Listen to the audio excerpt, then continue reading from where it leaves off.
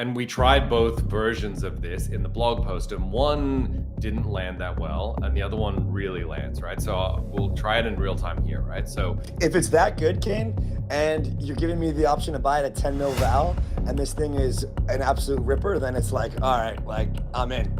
Anything that you've taken into account, what could have gone well, what could have gone better, what didn't go so well that now you've implemented into what you're thinking for INX?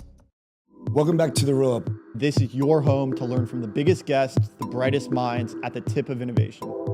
Our goal is to help spread the collective knowledge of everyone in our community. We are breaking crypto out of its echo chamber and taking it to the real world. Sit back, relax, and enjoy it. All right, welcome back, Roll Up TV. We've got Kain. Kain, good to see you, man. Hey, yeah, good to see you too. Nice studio. I see you've done some upgrades. Yeah. We used to do it downstairs. We've got 2 floors in the office. We had a place downstairs, and we moved it upstairs and improved the surroundings a little bit. We saw you showing off the guitar behind the scenes. Yeah, I've got a guitar back there. I've got more guitars in my house. So usually if I do a podcast in my house, I've got like a Moog one as well back there. So any music people are like, ooh, that's cool.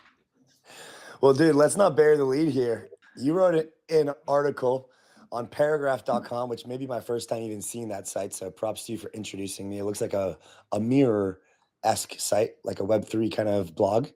Yeah, so I got rugged by Mirror last week or 2 weeks ago. I think Mirror pivoted into Paragraph, or it's evolved into that or something. So Mirror is being shut down and moved into Paragraph. So, well, the title is Infinex is inevitable and INX is coming. And my biggest takeaway from the entire article was the Gainsy poll of have you tried using Infinex? 23 votes, 91% said no, while everyone else is complaining about crypto UX. Meanwhile, you've done your part. The first time that we had you on talking about Infinex was well over a year ago. Basically, the theme was, guys, we can't just have all the trading activity and all the new people come onto Binance. It's just not going to work. We need to make a DeFi UX that is better than a centralized exchange, that feels better, that operates better, and it's all DeFi. And needless to say, you spent the last 18 months doing that. Thing is, you told me, or you put a tweet, or I was texting with you, and you were saying that you still hadn't reached product market fit. This may have been 6 months ago. So something changed in the last 6 months, because now Infinex is inevitable. So I think that we are just on the edge, like the start of the curve, right? Okay. For product market fit, where we're seeing both internally, like within our team, and also within like the patron cohort, right? We've got this patron cabal group of like 500-600 people who are like our early testers. We're starting to see this loop of like, they're using it more and more as their daily sort of crypto interface, right? The way that they're interacting with crypto. I think the big shift was like adding an extension, but also the perps interface is very good. So, not everyone's a perps trader, but if you are, it's a very good interface. And then, the platform itself, the gas abstracted token swapping, bridging, etc. When you add the core functionality of like trading and an extension so you can interact with dApps, that platform stuff starts to really shine. Before, we just had the platform, but you couldn't go and use dApps, and that it didn't really land. Yeah, because you have to go to the platform to use the applications, and the user journey has been so entrenched for all of us. Like you just go to Aave, you just go to the DEX aggregator, etc. All right, exactly. So let's go through this then, because I kind of like, we can make this like the Infinex token, INX, everything that you need to know, kind of get a deeper understanding here. Maybe let's start with this idea of the super app. And then, that kind of goes into what you were saying with this browser extension, leading into the token and the sale and these things.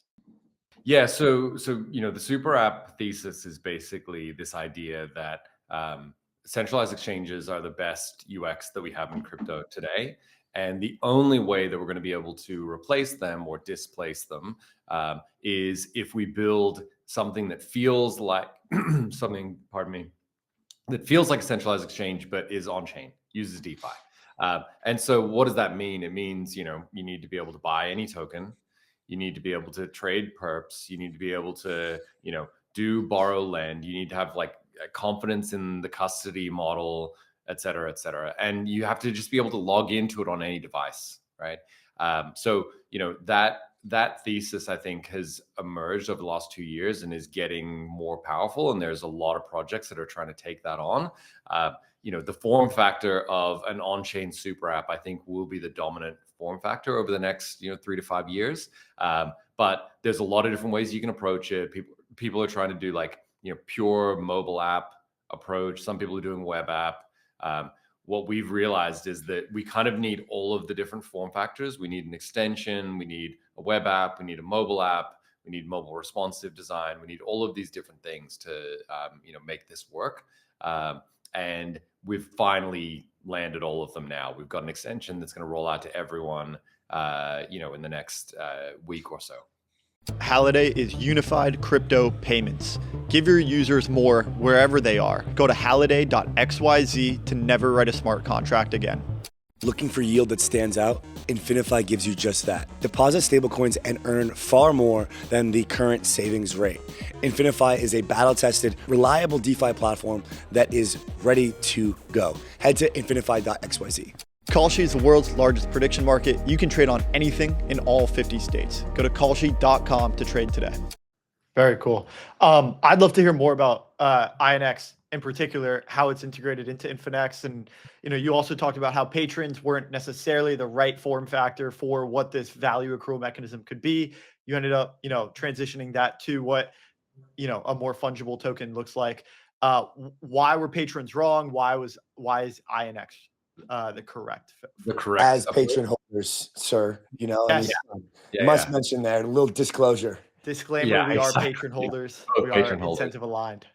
Yeah. So I think the patron was designed for distribution. We did it effectively in ICO back in September of last year, but it was an NFT mint, not an initial coin offering. But in principle, the approach was the same.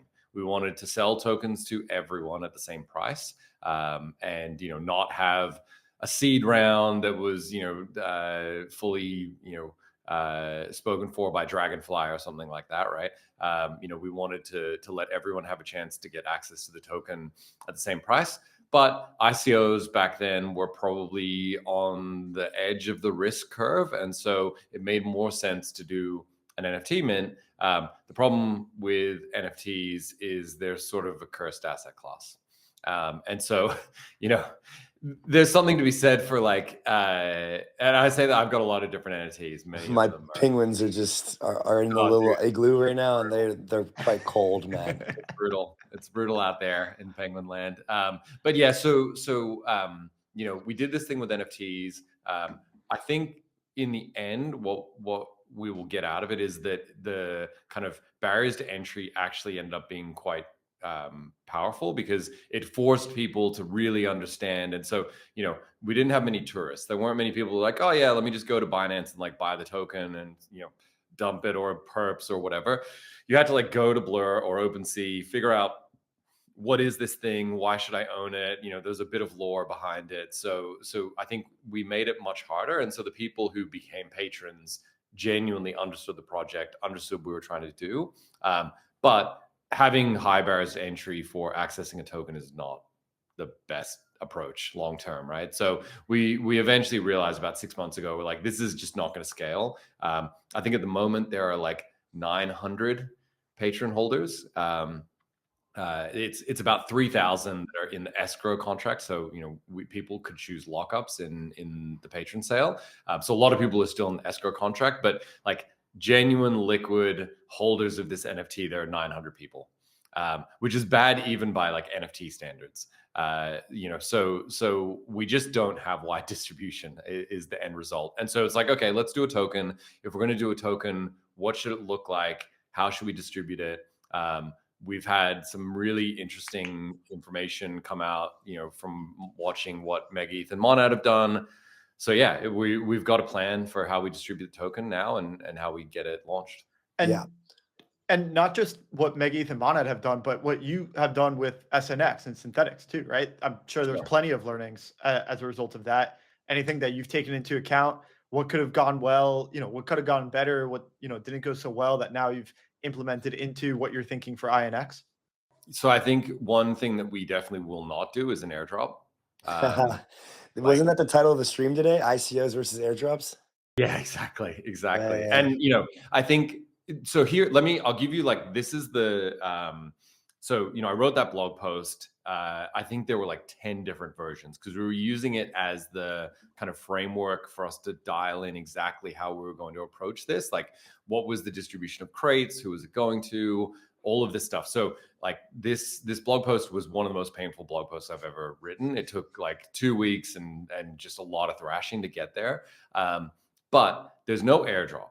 But there is in crates INX vouchers.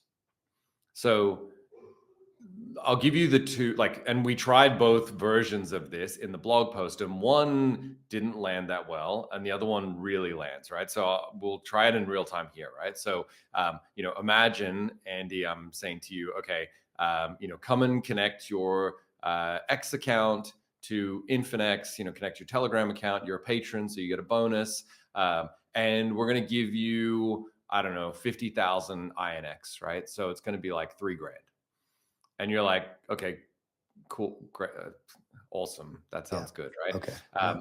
The alternative is come and connect your X account, connect your Telegram, connect your existing Hyperliquid account, right? Or import a wallet, start doing some activity, and we're going to distribute crates. And in some of those crates, there are vouchers that give you the opportunity to buy the Infinex token at a 10 million FDV. Oh, that's interesting. And so you're like, which is like on paper worse, like clearly worse, not as positive EV as the airdrop of free tokens. Right. But your brain clicks into a different gear of like, wait, you're telling me I get to buy this token for just start gambling. And you just want, you just full gamble mode. You're like, okay, that's 100x, right? Yeah. At the current price, right? Yeah. So all of a sudden you're like, wait, you're giving me a chance to have a 50x, return, and all I got to do is find these vouchers, and it just shifts your versus like, oh yeah, you're giving me some free tokens, which I'm going to Yeet straight away. Yeah. And I'm not going to care about it, and I have no skin in the game. I'm not, buying them. There's no risk for me, etc. And I wouldn't Yeet them because I don't like it, Kain. I would Yeet them because I got income tax that I have to pay. Sure. It's like, yeah, exactly. Yeah. If you do an investment, there becomes a long-term cap gain structure that incentivizes you quite literally not to sell. Like, obviously within some given parameters, but I mean, there's other reasons, but as an American, airdrops are really not that great. No, they just, it's just and, a line item. I was talking to Luca about this as well, right? And like we saw this when we did the 𝗵𝗶𝗴𝗵 airdrop. We did a 𝗵𝗃𝗃 airdrop to everyone, right?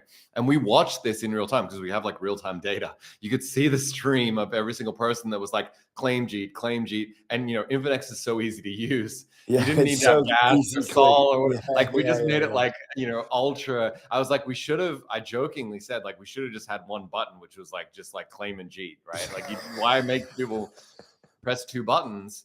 And it was like 95% of people just were like max sell, right? Yeah, man. And then I came over to the other side of the room because we have like our engineering team and our like marketing, comms, ops teams are separated by like a staircase in the room. So we call it the DMZ. And I went over to the other side of the DMZ and I was like, hey, we need to get a list of all these people that are selling so that we can punish them later. And my head of engineering was like, we're punishing people. What's going on? And I was like, did you just sell your airdrop? And he's like, yeah, I did. And I was like, dude, come on. So, even people in the room, they were like, just like, gee. Yeah. Okay. So just to put some numbers behind this, 100% of the INX supply goes to the patrons. There are 100,000 patron NFTs. There'll be 10 billion INX tokens. So 100K INX per patron. This includes the U patron holders as well, who will get, which is like the vested ones. They'll get a 1 to 10 INX to U patrons ratio. The Infinex treasury still has 33% of the supply. And basically still the primary way to access the token is to be holding the NFTs. It'll be a 1 to 100,000 drop, as I just mentioned. And you'll get to keep the NFT, which will convert to a PFP, kind of like Kaido style, if you will. And then there's also going to be a Sonar sale. But before we get to the Sonar sale, the decision that you guys made was to do this crate run idea instead of an airdrop. And the incentive structure was such that like you want someone like me to come in, plug in my wallets, plug in my Hyperliquid stuff, plug in my Twitter, and start to actually use the platform as my main hub of DeFi transacting, to be able to earn different crates and earn the ability to have this early investment opportunity, which feels like a jackpot. And it kind of also is reminiscent of like monad boxes in a weird way too. And so like that structure was just clearly more appealing than just like, hey, Andy, here's a couple grand, like sell it for your tax purposes and then move on and not use my platform. Exactly. And, you give people an airdrop and there's no, the challenge is, right? You give people an airdrop and make them jump through hoops, like opening boxes over the course of 3 days. And, no one understands why the boxes are. Tunes is at our happy hour in New York, like last week, claiming the fame for it. He's like, dude, that was all me. Just, thank me for it, man. I'm like, bro, like, yeah. And like it was fun. My kids enjoyed it, fun. right? My kids have pudgies and they enjoyed it. But my daughter, the second day, was raging because she got less tokens than her brother and she has more pudgies. And she's like, this makes no sense. So even an 8-year-old was like, what is this nonsense? Like, why are you doing RNG on these boxes? Like, just like to put the tokens in the box, bro. Like, so I think, I think there was a bit of like frustration of you've got to do this stuff which doesn't do anything, doesn't help Monad in any way, a bunch of hoops, like connecting stuff. Like, where was the connectivity to actually, helping the network launch or whatever? Like, and so it feels just disconnected and it's like this performative thing. We genuinely believe that we have a good platform. And, one of the interesting things is we sponsored Gainsey's stream, right? And Gainsey started using the platform and I watched in real time as he was like, holy shit, this is actually really good. Like, what have I been doing with my life? He's like, I'm over here using Phantom and like moving Sol and paying gas. And like, I can just click a button and buy Zcash. And I was like, yes, exactly. Right. But the problem is everyone on crypto Twitter is like attention poor, hard to get, hard to get cut through with them. The noise floor is really high. So we're like, okay, we will give you access to the token. We'll give you some free stuff, prizes, some NFTs, whatever. But in order to do that, you have to use the platform. Yep. And if you don't use the platform, we can never show you that it's good, right? So we could do an airdrop to 100,000 people and 98,000 of them would dump the token and never look back.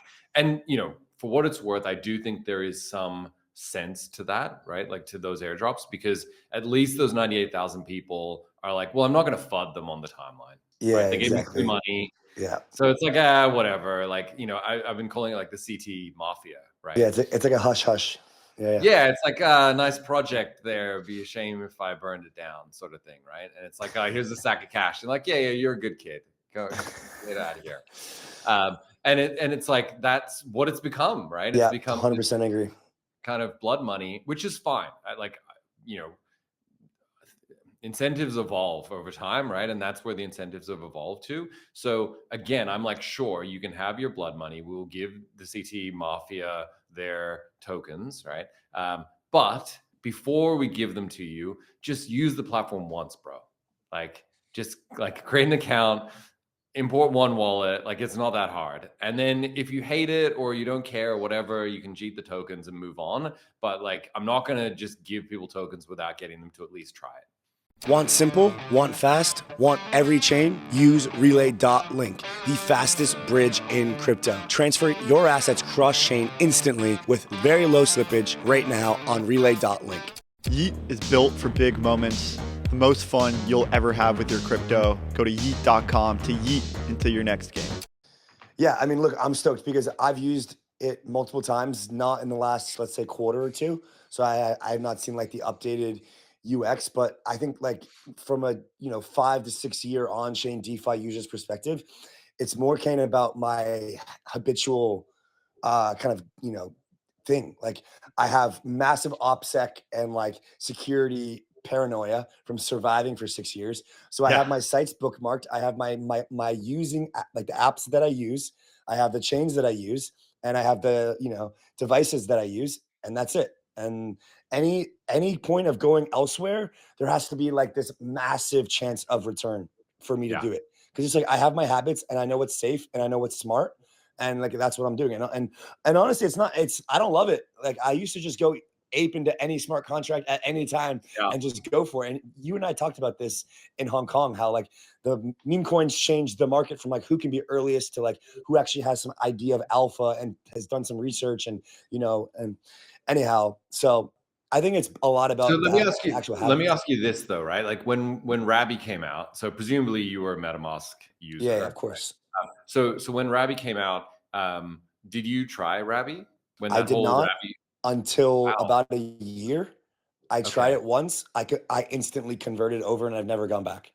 Interesting. Okay, so it took you a year for you to be like, all right, this has got enough Lindy, or like my friends suggest it, yada yada. I see the UX. I saw some improvements on there, and I was like, all right, I'm gonna try this out. And then once I tried it, I was like, okay, this is just better. And so this is kind of the situation we're in, right? We're in that like 𝗵𝗵𝗶𝗵 MetaMask moment of like, how do we incentivize people to try the thing so that they go, oh wow, you faded 𝗵𝗵𝗶𝗵 for a year.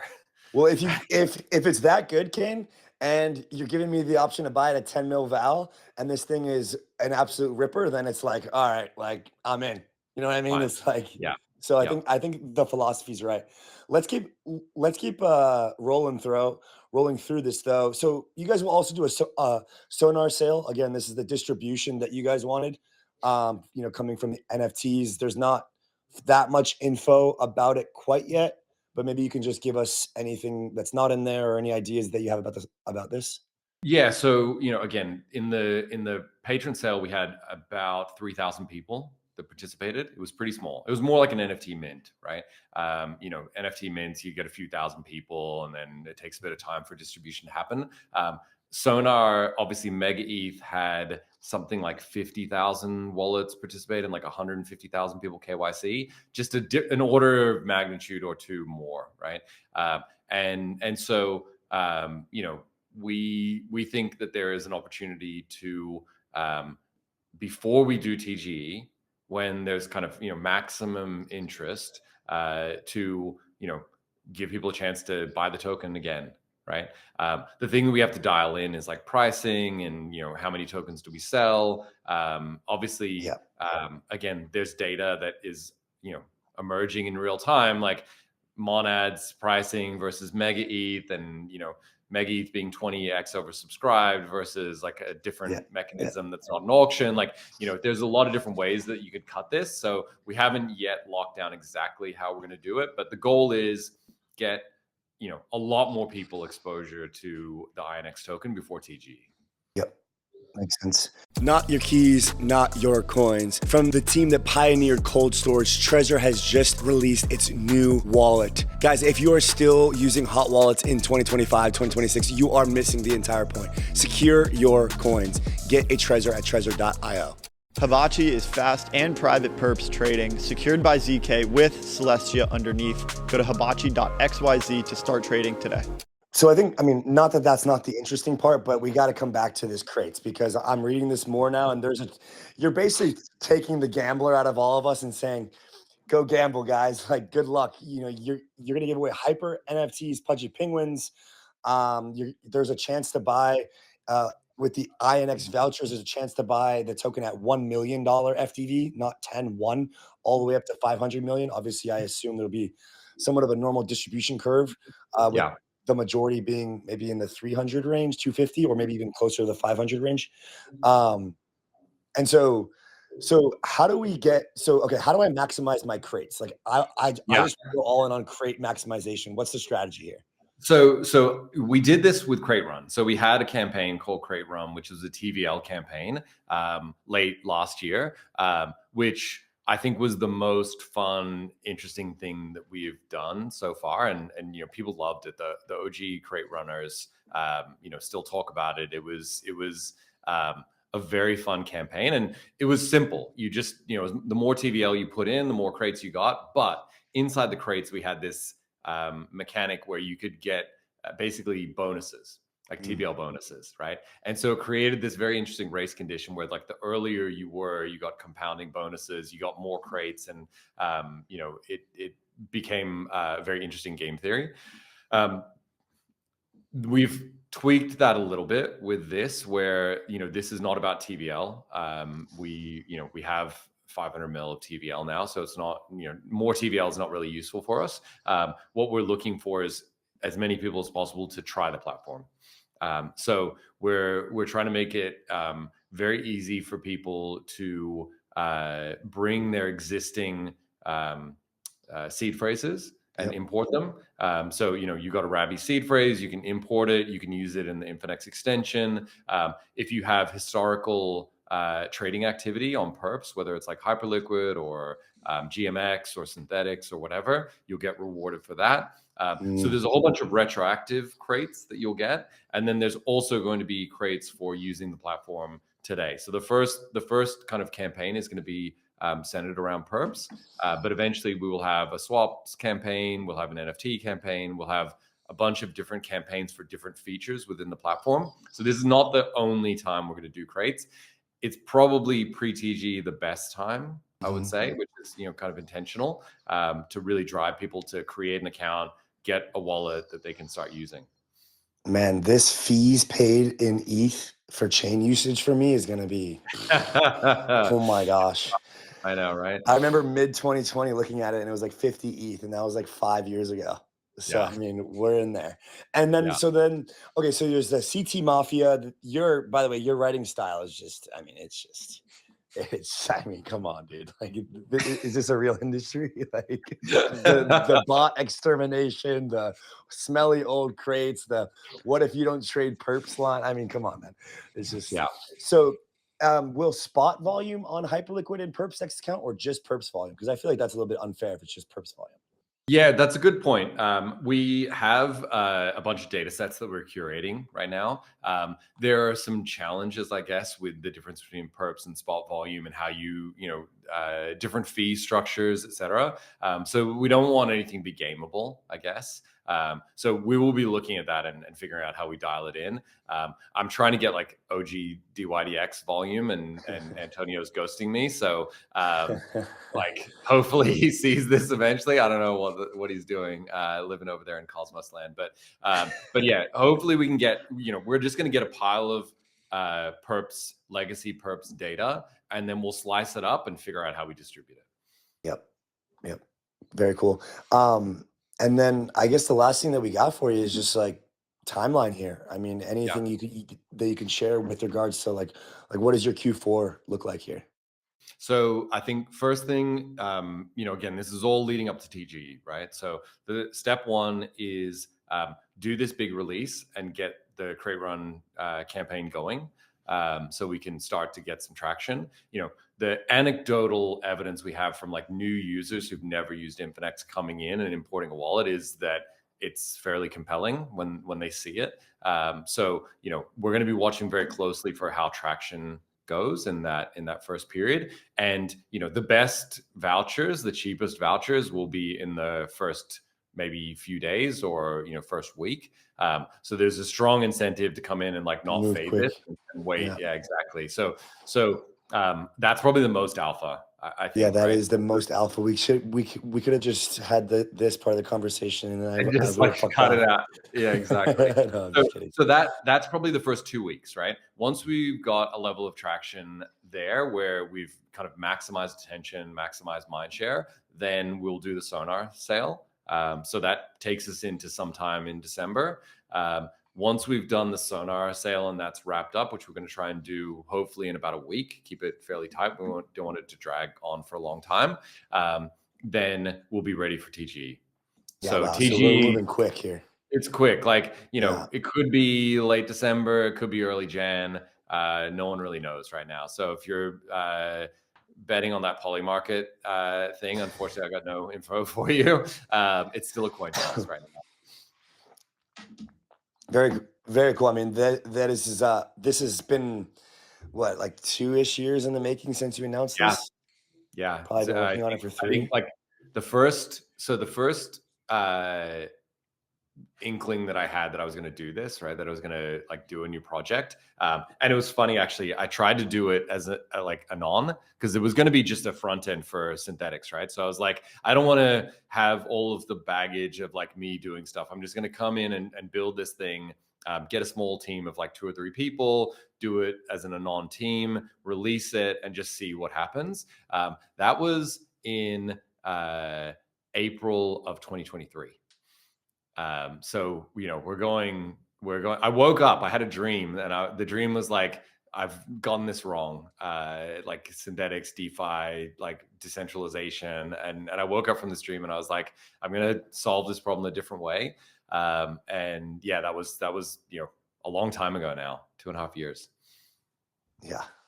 Well, thanks for spending some time with us. It's been fun just kind of watching the Infinex patrons get traded on Blur and OpenSea and not really have any inkling to sell at all. Just kind of like, well, I don't know what you guys are doing, but there's something at the end of this tunnel.